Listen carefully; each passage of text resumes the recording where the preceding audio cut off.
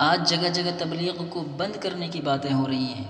وہ تبلیغ کی محنت جس نے لاکھوں کروڑوں لوگوں کی زندگیاں بدل دی، ایسے لوگ جن کو اللہ رسول سے کوئی بھی مطلب نہیں تھا، کوئی مقصد نہیں تھا، ان کو اسلام سے کوئی لینا دینا ہی نہیں تھا، ان کی زندگی میں دین و اسلام نام کی کوئی چیز نہیں تھی، اس تبلیغ کی محنت نے، لوگوں کی قربانیوں نے، ان کی ٹھوڑیوں پر ہاتھ رکھ کر، ان کی کڑوی کسیلی باتیں سن کر، در در کی ٹھوکریں کھا کر ان کو اللہ کے سامنے لا کے کھڑا کیا۔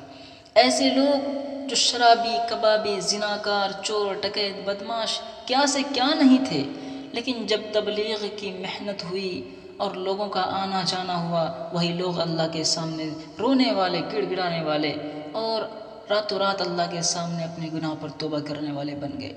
اگر ایک آدمی جو پہلے اللہ کا دشمن ہے، اگر وہ تبلیغ کی محنت سے اللہ کے سامنے سجدہ کرنے والا بن جائے تو یہ کتنی بڑی بات ہے، کتنا بڑا انقلاب ہے۔ اس انقلاب کی کوئی قیمت نہیں ہے، اس کا کوئی بدل نہیں ہے کہ کوئی پہلے اللہ کا دشمن ہو پھر وہ اللہ کے سامنے سر جھکانے والے بن جائے۔ یہ بہت بڑا کارنامہ ہے۔ تو یہ کارنامہ انجام دینے والے ایک بڑی تعداد میں تبلیغی حضرات ہیں جو لوگوں کے در در پہ جا کر ان کو اسلام کی دعوت دیتے ہیں، نماز کے لیے مسجد میں بلا کر لاتے ہیں، ان کی باتوں کو برداشت کرتے ہیں۔ آپ اس کو ہلکے میں نہ لیں، بہت بڑی عظیم محنت ہے۔ اس پرفتن زمانے میں جہاں چاروں طرف برائی برائی نظر آ رہی ہے، چاروں طرف عریانیت ہے اور اللہ کی نافرمانی کے بہت سارے اسباب ہیں، بہت سارے طریقے ہیں اور ساری چیزیں موجود ہو رہی ہیں اس زمانے میں، ہم اپنی آنکھوں سے دیکھ رہے ہیں، جن سے ایمان خطرے میں جا رہا ہے، جن کی وجہ سے لوگوں کے دلوں سے ایمان کی روشنی ختم ہو رہی ہے، وہ روحانیت ختم ہو رہی ہے، وہ تقویٰ و طہارت نام کی کوئی چیز باقی نہیں رہی ہے۔ تو تبلیغ کی محنت سے لوگوں میں کافی تبدیلیاں آ رہی ہیں، لوگ صحیح راستے کی طرف آ رہے ہیں۔ آپ ہی بتائیں، کوئی ایسا گاؤں ہے مان لیجئے جہاں پر ایک بھی عالم نہیں ہے، کوئی مسجد نہیں ہے، کوئی مدرسہ نہیں ہے، لیکن وہاں پر مسلمان ہیں، تو ان مسلمانوں تک کون جاتا ہے؟ کون ان کے پاس دین کی دعوت لے کر اللہ کے سامنے سر جھکانے کی کون دعوت دیتا ہے؟ یہ تبلیغی حضرات ہی تو ہیں، یہ تبلیغی کی تو محنت ہے جو دنیا کے کونے کونے میں چل پھر کر لوگوں کو اللہ کی طرف بلاتے ہیں۔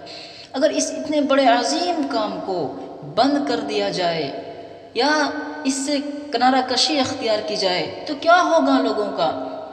کتنے لوگ تو مرتد ہو رہے ہیں ماحول کی وجہ سے، ایمان نہ ہونے کی وجہ سے۔ اس کو بند کر کے اور کتنی زیادہ نافرمانیاں اور کتنے زیادہ مرتد حضرات ہم اپنی آنکھوں سے دیکھنا چاہیں گے؟ کیا یہی رسول اللہ صلی اللہ علیہ وسلم کے ساتھ یہی انصاف ہے؟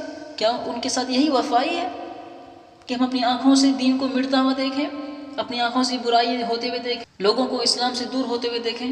خدا را اللہ کے واسطے ہم سب اپنی آنکھیں کھولیں، ذرا سوچیں تنہائی میں بیٹھ کر کہ اگر اس زمانے میں جناب محمد الرسول اللہ صلی اللہ تبارک و تعالی علیہ وسلم ہوتے اور وہ دیکھتے اپنی آنکھوں سے کہ کیا ہو رہا ہے امت کے اندر، کتنی برائیاں ہیں، کیا حالات ہیں، کتنی بے دینی کی آگ لگی ہوئی ہے اور لوگ جہنم کے کنارے کھڑے ہیں، اگر وہ اپنی آنکھوں سے دیکھتے تو جو دیندار لوگ ہیں، آپ ذرا سوچیں، تصور فرمائیں کہ دیندار لوگوں کو اللہ کے نبی علیہ السلام کیا حکم فرماتے، کیا حکم دیتے۔ اگر آپ دیکھتے کہ میرے نام لینے والے مسلمانوں کو، 70-80 سال کے مسلمانوں کو پہلا کلمہ سے اسے یاد نہیں ہے، ان کو میرے بارے میں کچھ بھی علم نہیں ہے۔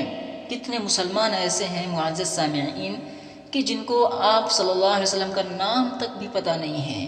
اگر آپ کو اس کا یقین نہیں ہوتا، آپ گاؤں دیہاتوں میں جا کر دیکھیں اور محاسبہ کریں، معائنہ کریں، پوچھیں لوگوں سے۔ جب جماعتوں میں لوگ جاتے ہیں اور مجلس لگتی ہے، ایک دوسرے سے ان سب چیزوں کا تذکرہ ہوتا ہے، تب پتہ چلتا ہے کہ کتنے ایسے مسلمان ہیں جو بوڑھے ہو چکے، جن کو اپنے نبی کا نام تک پتہ نہیں، قبر کے گڑھے میں پہنچنے والے ہیں، جن کو سورہ فاتحہ تو دور کی بات، جن کو لا الہ الا اللہ محمد الرسول اللہ صلی اللہ علیہ وسلم اتنا بھی کہنا نہیں آتا۔ تو یہ کون سکھائے گا؟ کس کی ذمہ داریاں ہیں؟ اگر آپ اس تبلیغ کی محنت کو بند کر دیتے ہیں یا اس سے کنارہ کشی اختیار کر لیتے ہیں تو آپ ذرا سوچیں دل کے آنکھ سے کہ جن مسلمانوں کو دین سے بے رغبتی ہے، دین سے کوئی الفت نہیں ہے، دین سے کوئی مطلب نہیں ہے اور وہ صرف کھانے میں، کمانے میں، موج مستی میں، عیش و عشرت میں مگن ہے، ان کا مقصد ہے پیسہ کمانا، زندگی گزارنا، عیاشی کرنا، تو ان لوگوں کی زندگیاں کیسی ہوں گی؟ یا آنے والے ان کی جو نسل ہوگی ان کا کیا حال ہوگا؟ ان کی زندگیاں کیسی ہوں گی؟ ان کو، اور جب یہ لوگ دنیا سے جائیں گے تو کیا حشر ہوگا ان کے ساتھ؟ اس لیے ہم سب پر یہ ذمہ داری بنتی ہے کہ ہم سب اس محنت میں لگ کر دوسروں کو دین کی دعوت دیں، اسلام کی دعوت دیں۔